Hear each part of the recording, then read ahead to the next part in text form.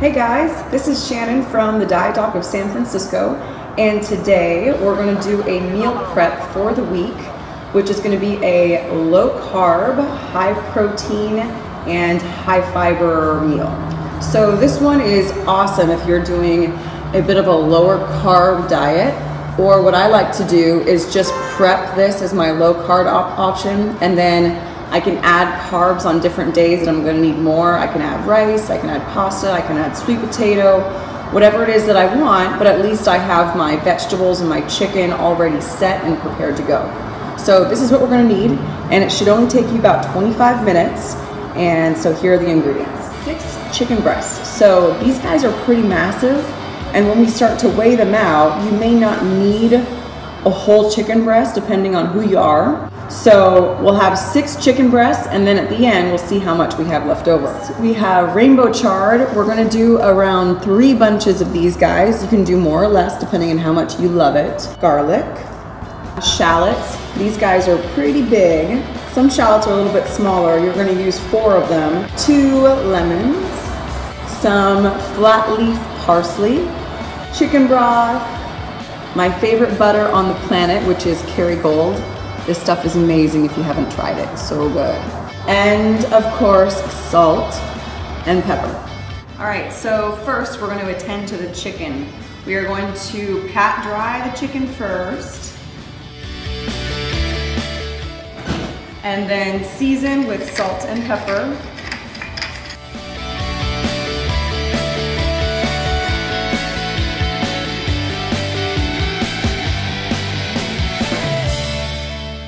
Okay, so next we're gonna heat the pan to a medium-high heat. And we have a new non-stick pan, which is the addition to our arsenal. Non-stick pans are amazing. So we're gonna put a little bit of coconut oil on the bottom.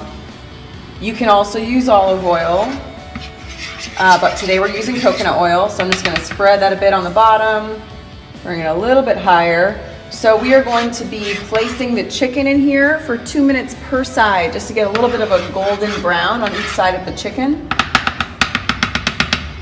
And then we'll take them out and start cooking the greens.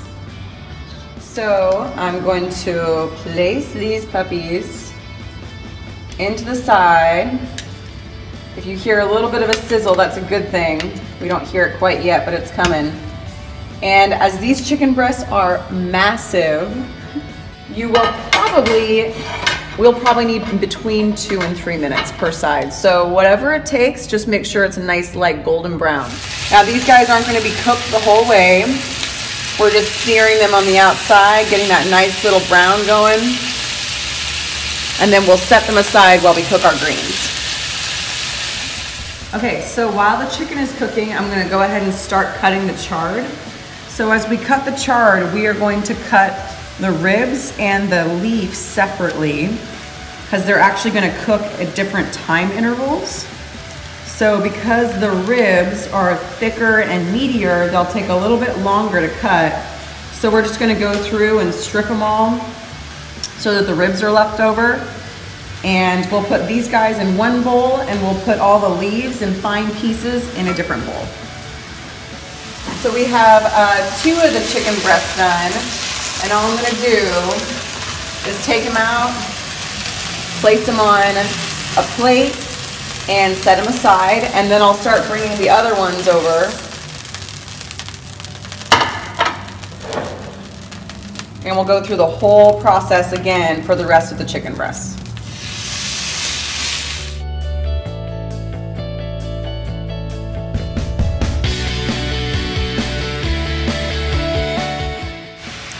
So I recommend that if you have not only 2 bunches of chards, but you have 3 bunches of chards, that you solicit help from a friend, because this will go a lot faster that way. Okay, and voila, it's done. Almost done.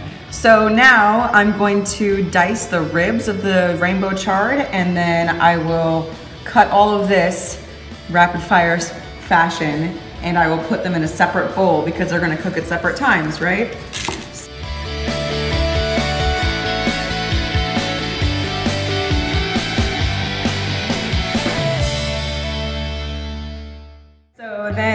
is what happens after we've separated all of them into two nice, very pretty bowls. So we will set those aside, and then we're gonna go ahead and start cutting the shallots.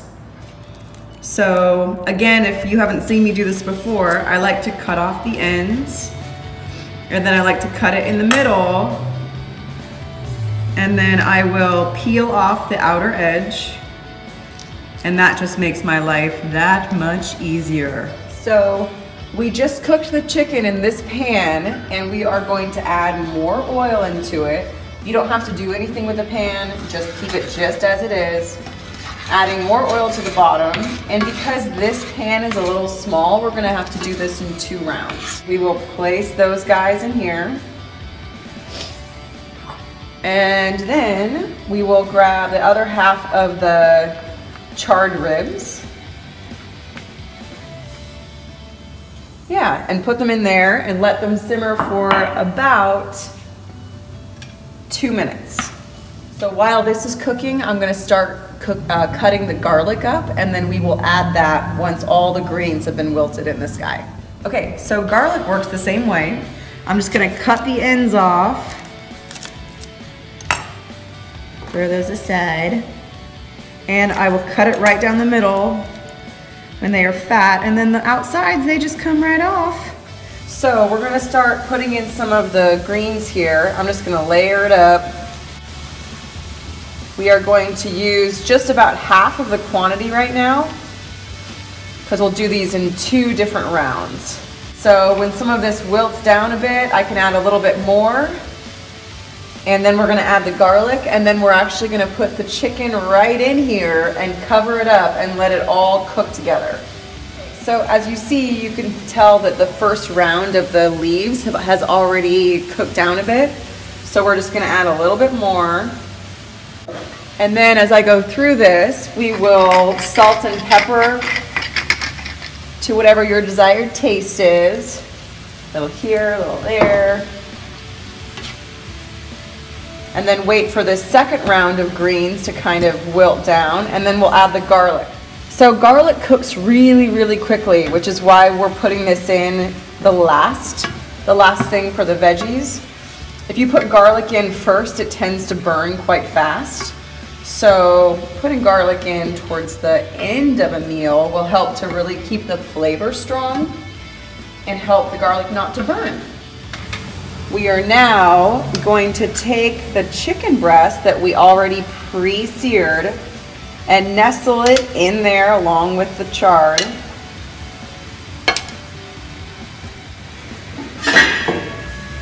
And then we will put a lid on it, and we're gonna cook it in a lower heat, so I'm gonna drop it down a bit to about 5 or 6, and we're gonna cook it for another 3 minutes. Okay, so we're actually gonna add a little bit of chicken broth into the bottom of the pan to give it a little bit more flavor of simmering, and I'm just gonna do enough to leave a little bit of juices in the bottom, which will help it to cook. Okay, so we should have the final product. Those look amazing. I'm just gonna cut through and kind of check to see how the chicken's doing. Well, okay, so this one looks like it could use a little bit more, so we'll keep it in for another minute or 2 and then continue. They're pretty fat. So if you have fat chickens, you'll probably want 6 to 8 minutes simmering just like this, covered. So let's see what we got. That looks beautiful. I'm gonna move the chicken to the side for the moment, and I'm gonna bring out some of the charred greens, and I will put them on my plate. And voila. Beautiful. Okay, so we are all done. We didn't quite get the full meal done. I'm on a little bit of a time crunch today. Although the meal actually only took 35 minutes to make, it might add an extra 5 or 10 minutes to make 6 whole chicken breasts because we need 2 pans, right? This pan can only hold so much, so we needed a little bit more. Anyways, so we've got 3 chickens down, and we will go ahead and weigh them, put them in our containers. Just for a side note, this is a week of low carb for me and for my partner. What we're doing this week is we are going through a little bit of a carb depletion, and then we're going to start a carb cycle, which we can talk about more in some of the upcoming videos. So I hope you guys like this one. This meal is delicious. It doesn't have to be for a diet or a carb depletion. You can add rice to it. You can put it with pasta. You can have a nice slice of bread, focaccia, whatever you want. But just as is, as we made it today, it is high protein, low carb, and a very low fat meal. So I hope you guys like this. This is the Diet Doc San Francisco, and I hope you have a great weekend.